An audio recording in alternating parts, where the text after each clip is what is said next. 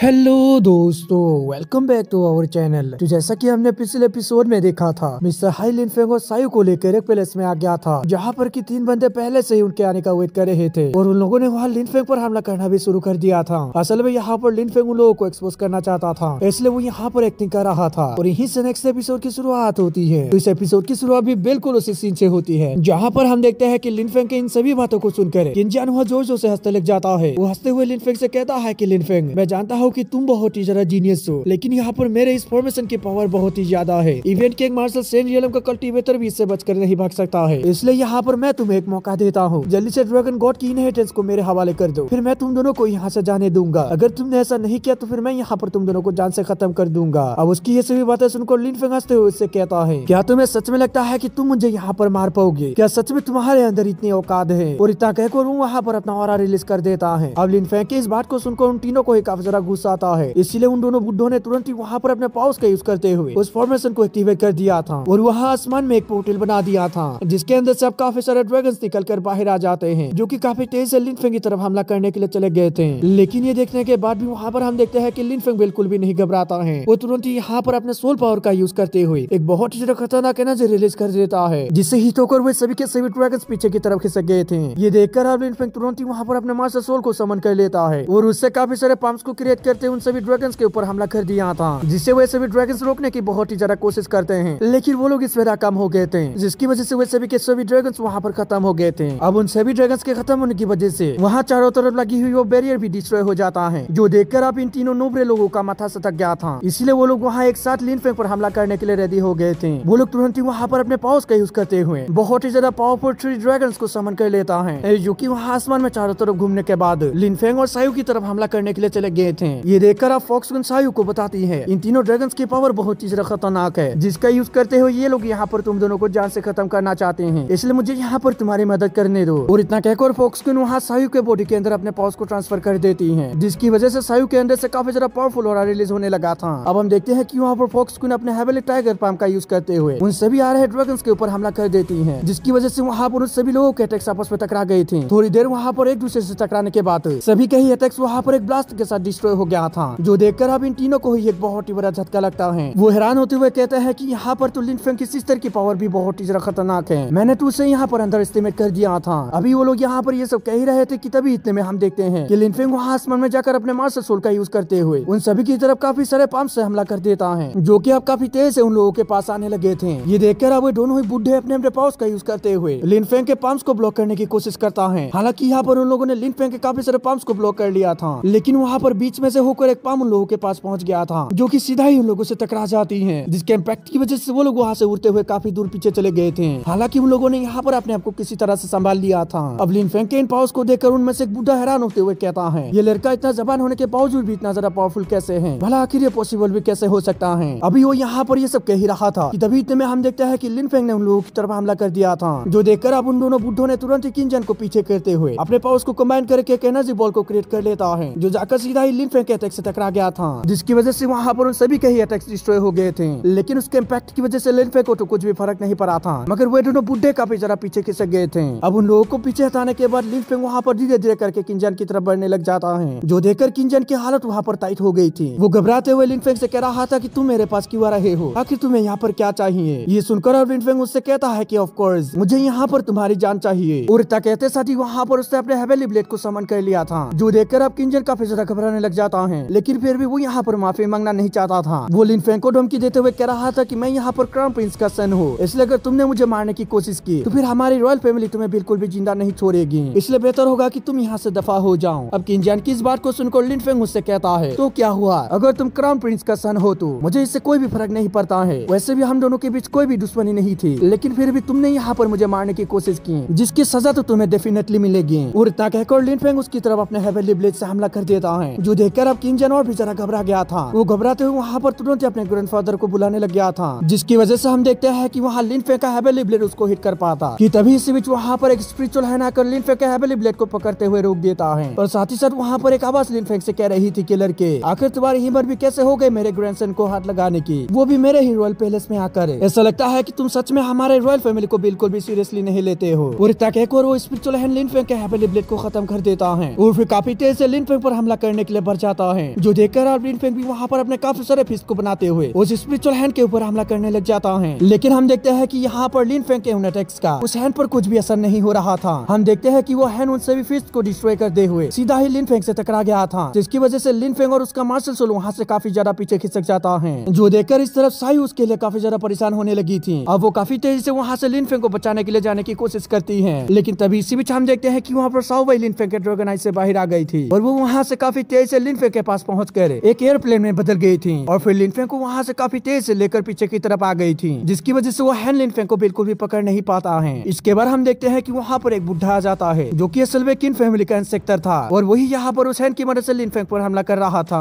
अब उस बुढ़े को देखकर तुरंत ही वे तीनों नमूने उसको ग्रिट करते हैं, जबकि दूसरी तरफ से साओ लिन फेंग को बता रही थी कि ये बुढ़ा असल में हाफ स्टेप निर्वाणा रियलम का कल्टीवेटर है और असल में दोस्तों nirvana realm divine martial realm के बाद आता है। वही दूसरी तरफ से वो बुढ़ा लिन फेंग को देखकर एक कमीनी स्माइल करते हुए अपने मन में खुद से ही कहता है, ऐसा लगता है कि लिन फेंग को ड्रैगन पैलेस के अंदर काफी ज्यादा फायदा हुआ है, उसके पास बहुत सारी कीमती ट्रेजर्स मौजूद है, इसलिए मुझे कुछ भी करके यहाँ पर लिन फेंग को पकड़ना होगा ताकि लिन फेंग के ट्रेजर्स का यूज करते हुए मैं निर्वाणा रियलम के अंदर ब्रेक थ्रू कर सकूं। और ताकि वो बुढ़ा लिन फेंग से कहने लग जाता है कि लिन फेंग, मैं जानता हूँ कि तुम यहाँ पर बहुत ही ज्यादा जीनियस हो और तुम बिल्कुल अपने फादर की तरह ही हो जो कि कुछ भी करने से पहले एक बार भी नहीं सोचता है, इसीलिए मैं आज तुम्हें यहाँ पर सबक सिखाने वाला हूँ। और कहते साथ ही उसने दोबारा से उसी हैंड को समर करते हुए लिन फेंग की तरफ हमला कर दिया था। तो ये देखकर अब लिन फेंग अपने सोल पावर्स का यूज करते हुए अपने मास्टर सोल की पावर को इंक्रीज करने लग जाता है, जिसके साथ ही उसने वहाँ पर अपने हेवेली ब्लेड को भी दोबारा से समन कर लिया था और उससे उस हैंड के ऊपर हमला भी कर दिया था, जिसकी वजह से वहाँ पर उन दोनों के ही अटैक्स आपस में टकराने लगे थे। साथ ही साथ वहाँ पर उस हैंड को रोकने के लिए लिन फेंग अपने ड्रैगन मास्टर सोल को भी यूज कर रहा था। तो ये देखकर अब वो बुढ़ा अपने हैंड को काफी सारे ड्रैगन्स में ट्रांसफॉर्म कर देता है, जो जाकर सीधा ही लिन फेंग के मार्शल सोल से टकरा गया था, जिसकी वजह से वहाँ पर लिन फेंग थोड़ा सा कमजोर पड़ जाता है, इसीलिए वो वहाँ से थोड़ा सा पीछे खिसक गया था। ये देखकर अब सायु को उस बुढ़े पर काफी ज्यादा गुस्सा आता है और वो गुस्से से उस बुढ़े से कहती है कि कमीने, आखिर तुम्हारी हिम्मत भी कैसे हो गई मेरे भाई को चोट पहुंचाने की। और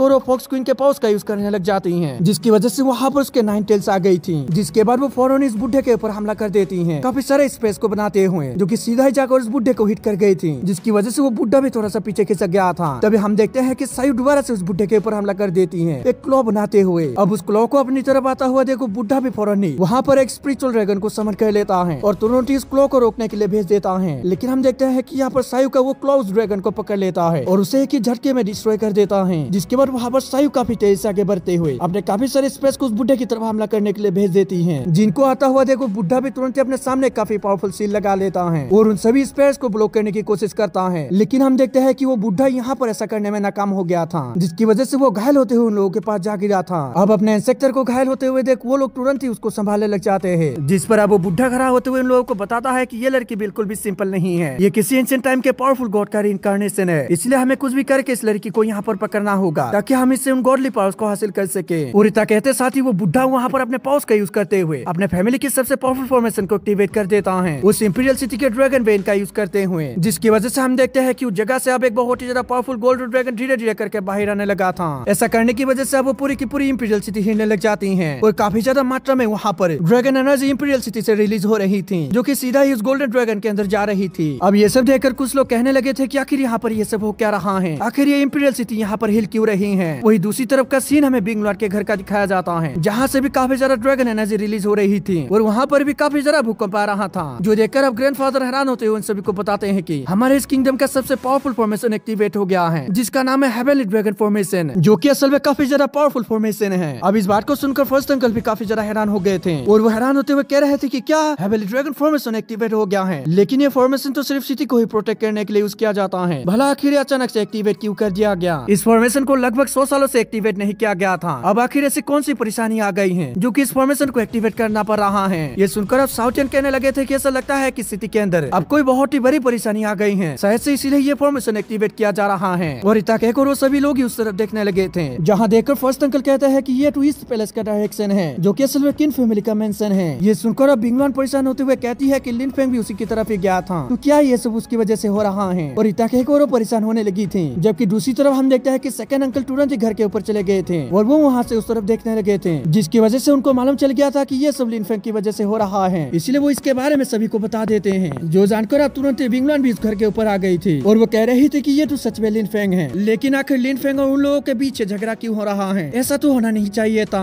और दोस्तों इसके साथ एपिसोड भी खत्म हो गया था। अगर आप सभी को वीडियो अच्छी लगे तो लाइक कर दें और अगर आप चैनल पे नए नए हो तो सब्सक्राइब करते जाना। तो मिलते हैं किसी और वीडियो में, जब तक के लिए बाय।